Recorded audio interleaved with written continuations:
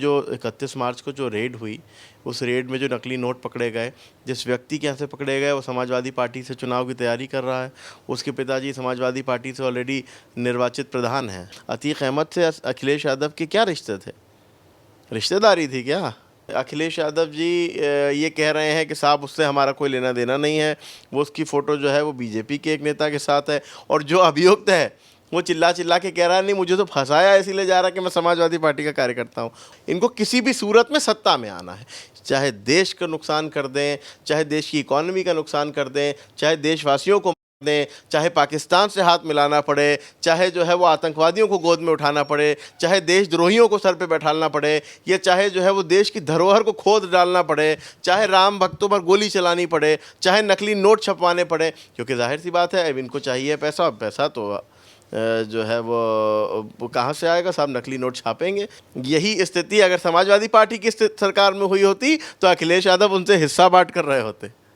अखिलेश यादव की जैसे लोग वहाँ पर शेयर अपना तय कर रहे होते, जैसे अतीक अहमद से तय किया करते थे, जैसे मुख्तार अंसारी और इस तरह के जो है वो माफियाओं से जो है वो अपने शेयर तय किया करते थे। और इनकी स्थिति क्या होगी वो पूरी दुनिया देखेगी। इनका हश्र क्या होगा, इन पर कार्रवाई क्या होगी, पूरी दुनिया देखेगी। नमस्कार, स्वागत है एक बार फिर से आप सभी का हमारे चैनल में। जैसे कि आप सभी को पता है कि 31 तारीख को जो छापा पड़ा उसमें बहुत बड़ी खबर सामने आई थी। समाजवादी पार्टी के जो जिला पंचायत के चुनाव लड़ने वाले जो हैं कार्यकर्ता, उनके घर से बहुत बड़ी जो नकली नोट है वो फैक्ट्री चला रहे थे, नकली नोट बना रहे थे, बहुत बड़ी संख्या में मिले हैं। और अब जो आरोप हैं वो लगते ही जा रहे हैं। समाजवादी पार्टी वाले, जैसे अखिलेश यादव की बात करें तो वो सीधे सीधे कह रहे हैं कि नकली नोट जो है वो बीजेपी वाले चला रहे हैं। वहीं भारतीय जनता पार्टी के जो एमएलए हैं उन्होंने साफ साफ कह दिया है कि हमारी पार्टी से जो अभियुक्त है उससे कोई भी लेना देना नहीं है। तो इसी मुद्दे पर हमारे साथ बात करेंगे अमिल शमसी जी। सर, क्या कहेंगे ये जो पूरा मुद्दा हुआ है नकली नोट की जो फैक्ट्री बरामद हुई है देवरिया से? देखिए, समाजवादी पार्टी का तो कल्चर ही यही रहा है। समाजवादी पार्टी ने हमेशा देश विरोधी ताकतों को प्रोत्साहन दिया है। हमेशा देश विरोधी कामों में समाजवादी पार्टी के लोग पकड़े जाते रहे हैं। पाकिस्तान जिंदाबाद है का नारा भी उन्हीं के पार्टी के कार्यकर्ता कई बार रैलियों में लगाते दिखाई दे जाते हैं। और उसके बाद सबसे बड़ा प्रमाण देखिए, जो 31 मार्च को जो रेड हुई, उस रेड में जो नकली नोट पकड़े गए, जिस व्यक्ति के यहाँ से पकड़े गए वो समाजवादी पार्टी से चुनाव की तैयारी कर रहा है। उसके पिताजी समाजवादी पार्टी से ऑलरेडी निर्वाचित प्रधान हैं, हाँ प्रधान हैं शायद, हाँ प्रधान हैं। तो समाजवादी पार्टी परिवार के परिवार से जुड़ा हुआ, अखिलेश यादव के परिवार से जुड़ा हुआ वो व्यक्ति है। और उसके अलावा सबसे बड़ी बात मैं ये बता देना चाहता हूँ कि समाजवादी पार्टी के हमेशा से लिंक इसी तरह के लोगों से रहे हैं। इसमें कोई नई बात नहीं है, ये कोई छुपी हुई बात नहीं है। ये हम यूँ कह दें कि हमारे देशवासियों के लिए कोई बहुत नई या बहुत अचंभे वाली खबर है, ऐसा नहीं है। अतीक अहमद से अखिलेश यादव के क्या रिश्ते थे? रिश्तेदारी थी क्या? नहीं, वो अखिलेश यादव से उनके संबंध यही थे कि उनके गैर कानूनी कामों में अखिलेश यादव का हिस्सा होता था। किस तरह से जो है वो बॉर्डर पार से जो है नकली नोट आते थे और यहाँ पर इस्तेमाल किए जाते थे। अभी अखिलेश यादव ट्वीट कर रहे हैं कि साहब जो है वो बीजेपी के सरकार में जो है वो नकली नोट आ रहे हैं और असली नोट बाहर जा रहे हैं। नहीं, नकली नोट आपके शासनकाल में बॉर्डर पार से देश के अंदर आते थे और देश की इकॉनमी को खोखला करने का काम करते थे। इसलिए क्योंकि आप लोगों को, अखिलेश यादव जी, आपको, आपकी पार्टी को, आपकी विचारधारा को, आपके परिवार को देश से या प्रदेश की जनता से कोई सरोकार नहीं, कोई लेना देना नहीं है। आपके लिए एक सूत्रीय कार्यक्रम है, आपकी तिजोरियां भरें, आपके परिवार के घर भरें, देश खोखला हो जाए, बर्बाद हो जाए, आपको उससे कोई फ़र्क नहीं पड़ता। देखिए, अपने फ़ायदे के लिए, अपने राजनीतिक फ़ायदे के लिए देश का नुकसान करा देना, इसका आपको अधिकार किसी ने नहीं दिया। आपने अपने फ़ायदे के लिए, अपने परिवार के फ़ायदे के लिए, अपनी दुकानें चलाने के लिए, अपने घर भरने के लिए, अपने अकाउंट स्विस बैंक के भरने के लिए देश की इकॉनमी को खोखला करने का काम किया है। आप वो लोग हैं। आज जो है वो इस तरह की जो बात निकल करके आई है कि सपा से जुड़ा हुआ एक लड़का, एक व्यक्ति किस तरह से जो है वो नकली नोट बना रहा है, किस तरह से नकली नोट की फैक्ट्री चला रहा है। वो नकली नोट क्या है? वो हमारे देश की जड़ों को खोखला कर रहा है। उनके लिए एक सूत्रीय कार्यक्रम है, अपने आकाओं को खुश करना है और अपनी रोटियां सेकनी है। देश की जनता भाड़ में जाए, देश भाड़ में जाए, ये इनकी विचारधारा है, ये इनकी सोच है। नकली नोटों की बात की, 6 साल से कारोबार चल रहा था। आप कह रहे हैं कि पहले नकली नोट देश के बाहर से आते हैं, अब ये अंदर ही बना रहे हैं नकली नोट, ठीक है। और दूसरी बात ये है कि अभी अखिलेश यादव खुद ही कह रहे हैं कि नकली नोटों का कारोबार बीजेपी कर रही है, लेकिन जो अभियुक्त है वो ये कह रहा है कि मैं समाजवादी पार्टी का नेता हूँ, इसीलिए मुझे टारगेट किया जा रहा है। देखिए, अभी आपने कहा कि मैंने कहा कि पहले नकली नोट बाहर से आते थे, अब अंदर बनाए जा रहे हैं। अब बाहर से लाने की हिम्मत नहीं है ना देश के। अब तो अंदर बैठ के ही गद्दारी कर सकते हैं, अंदर बैठ के जड़ें खोदने का काम कर सकते हैं, क्योंकि बाहर से लाने के लिए मजबूत नेतृत्व वाली सरकार है, नया भारत है। अब यहाँ पर वो नहीं चलेगा कि 2014 से पहले जो आप करते आए हैं वो नहीं चलने वाला। ये नया भारत है, ये मजबूत भारत है। यहाँ पर अब आपकी जो है, हाँ, अंदर भी अगर आप देश के अंदर बैठ कर के भी आप देश की जड़ें खोदने का प्रयास करेंगे तो हमारी एजेंसियां, हमारी पुलिस, हमारी आर्मी, हमारा इंटेलिजेंस उसके लिए काफ़ी है। वो आपको ढूंढ के निकाल लेगा, आप जिस भी बिल में बैठे होंगे, और आपको सज़ा देगा, सख्त से सख्त सज़ा देगा। दूसरी बात ये कि अखिलेश यादव जी ये कह रहे हैं कि साहब उससे हमारा कोई लेना देना नहीं है, वो उसकी फ़ोटो जो है वो बीजेपी के एक नेता के साथ है। और जो अभियुक्त है वो चिल्ला चिल्ला के कह रहा है नहीं, मुझे तो फंसाया इसीलिए जा रहा है कि मैं समाजवादी पार्टी का कार्यकर्ता हूँ। उनको फंसाया जा रहा है। वो जा करके नकली नोट बनाने वालों की पैरवी करने थाने पे पहुँच गए। इस हद तक इतना उनका जिगरा था, इतना उनमें दम था कि इतनी उनकी हिम्मत बढ़ गई थी कि उन नकली नोट बनाने वाले देशद्रोहियों के पैरवी में वो थाने पहुँच गए। और उसके बावजूद जो है वो अखिलेश यादव कह रहे हैं कि साहब ये तो भाजपा के, इनका भाजपा के विधायक के साथ फ़ोटो है। अरे फ़ोटो जो है वो क्या नाम है, अगर आकर के कोई राह चलता किसी व्यक्ति के साथ खिंचा लेता है तो कोई प्रमाण नहीं हो सकता। लेकिन आपके कार्यकर्ता चिल्ला चिल्ला के बात कह रहे हैं कि मैं सपा का हूँ इसलिए मुझे फंसाया जा रहा है, प्लस नकली नोट बनाने वालों के पैरवी में थाने भी पहुंच जा रहे हैं। उसके बाद अखिलेश यादव उसमें भी राजनीति करने का प्रयास कर रहे हैं। तो अखिलेश जी, इतना भी बेशर्म इंसान को नहीं होना चाहिए जितनी बेशर्मी आप दिखा रहे हैं। योगी सरकार का क्या एक्शन होना चाहिए इसमें? योगी सरकार तो फुल एक्शन में आती है। अपराधियों के खिलाफ जो योगी सरकार का एक्शन है तो अन्य राज्य जो है वो डिमांड करते हैं, जब भी उनके क्या कोई अपराध हो जाता है तो वो डिमांड करते हैं कि हमें योगी जैसा शासन चाहिए, योगी जैसा मुख्यमंत्री चाहिए। और इनकी स्थिति क्या होगी वो पूरी दुनिया देखेगी। इनका हश्र क्या होगा, इन पर कार्रवाई क्या होगी, पूरी दुनिया देखेगी। याद है 2017 से पहले का वो दौर जहां पहचान का संकट था और विकास का, लेकिन फिर आया एक संकल्प, एक सन्यासी का शपथ पत्र। 9 वर्षों का हिसाब। उत्तर प्रदेश जो कभी बीमारू था, योगी सरकार के राज में आज उत्तर प्रदेश देश की दूसरी सबसे बड़ी अर्थव्यवस्था बनने की राह पर है। 1 ट्रिलियन इकोनॉमी का लक्ष्य अब सपना नहीं, हकीकत है।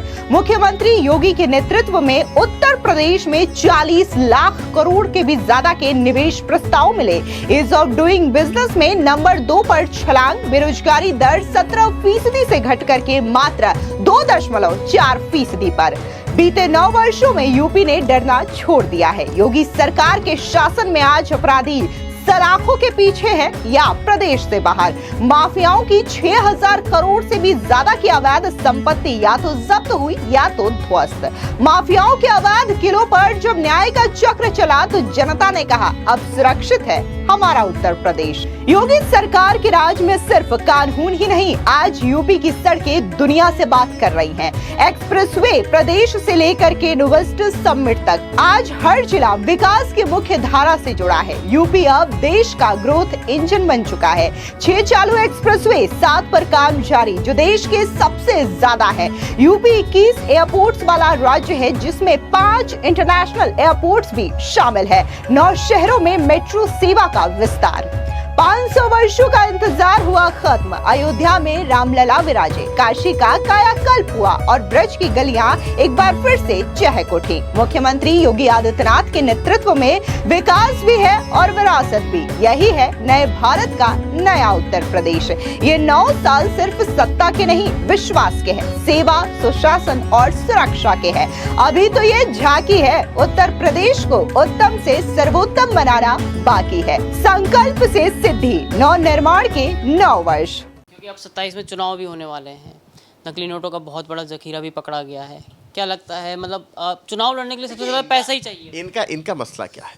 इनका एक सूत्रीय कार्यक्रम है। किसी भी तरह बाय हुक और बाय क्रुक इनको सत्ता में आना है, अखिलेश यादव को।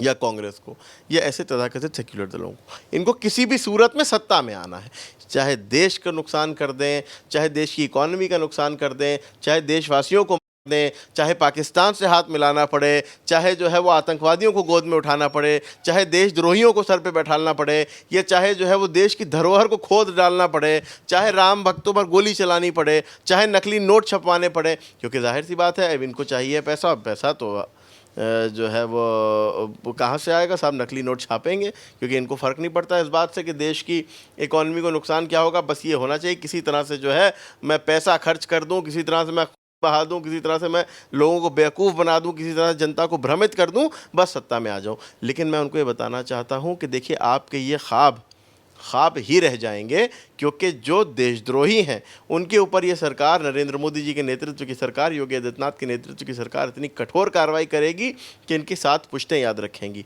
और आपको यदि चुनाव जीतना है तो जनता के दिल को जीतिए, जनता के विश्वास को जीतिए। जनता का ना तो आप दिल जीत सकते हैं ना विश्वास जीत सकते हैं, क्योंकि आपने और आपके जैसे तथाकथित सेक्युलर दलों ने 75 साल इस प्रदेश की, इस देश की जनता के साथ विश्वासघात किया है।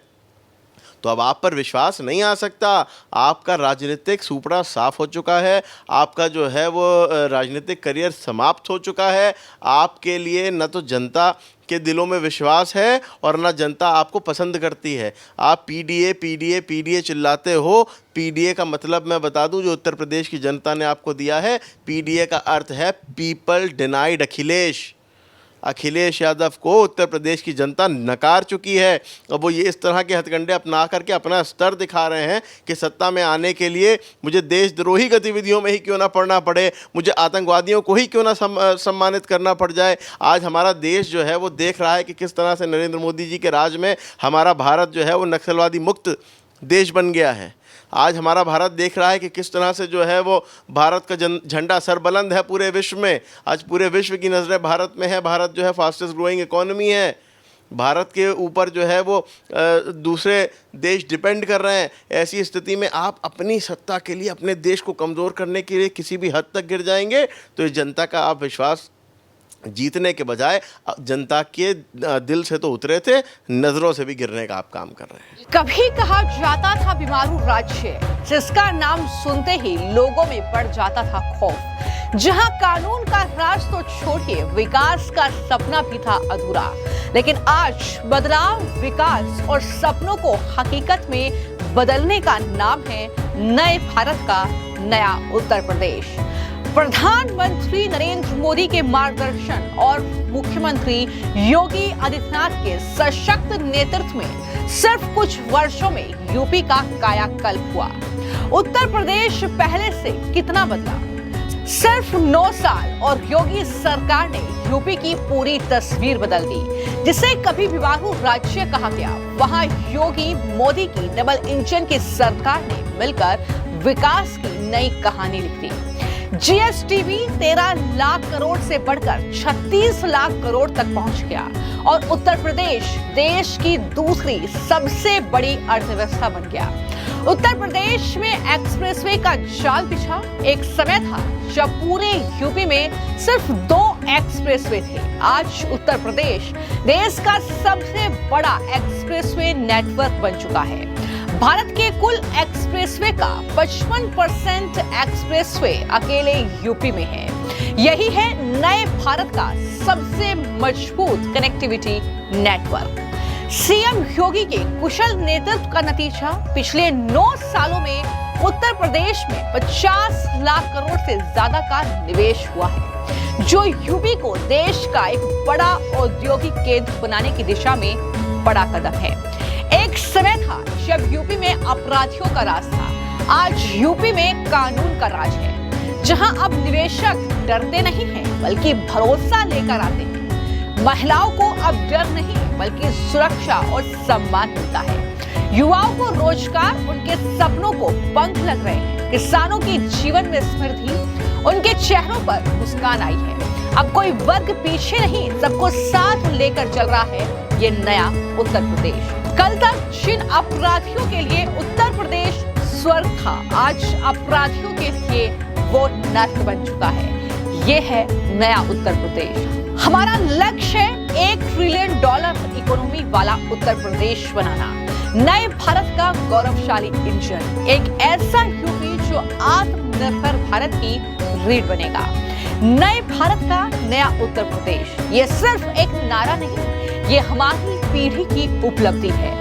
आइए मिलकर बनाएं एक मजबूत, समर्थ और विकसित उत्तर प्रदेश, नए भारत का नया उत्तर प्रदेश। एक सवाल ये है जो उन्होंने ट्वीट किया, उसमें सबसे बड़ा सवाल उन्होंने ये पूछा है, ये पहले तो ये कहा उन्होंने कि भाजपा के लोग चला रहे थे, 6 साल से कारोबार चल रहा था। अगर 6 साल से चल रहा था तो पहले रेड क्यों नहीं मारी? क्योंकि वो कह रहे हैं कि जो गोरखपुर है, गोरखपुर से देवरिया कितनी दूर है, तो पहले रेड क्यों नहीं मारी महाराज जी ने? देखिए, हर चीज़ जो है वो इंटेलिजेंस के आधार पर और उसके जो सूचना प्राप्त होती है उसके आधार पर होता है। जिस तरह से पुख्ता सबूत, जिस तरह से पुख्ता जानकारी हमारी इंटेलिजेंस के पास आई, तो जाकर के उनको दबोचने का काम हमारी पुलिस प्रशासन के द्वारा किया गया। उनके ऊपर कठोर कार्रवाई भी यही सरकार करेगी। लेकिन अब सिचुएशन को वाइस वर्सा कीजिए। यही स्थिति अगर समाजवादी पार्टी की सरकार में हुई होती तो अखिलेश यादव उनसे हिस्सा बांट कर रहे होते।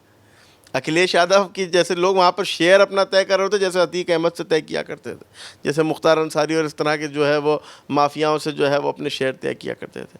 तो अखिलेश यादव जी, आप जो है राजनीति कीजिए, ठीक है, लेकिन इस स्तर से इतना नीचे न गिर जाइए कि जनता की नज़रों से गिर जाइए।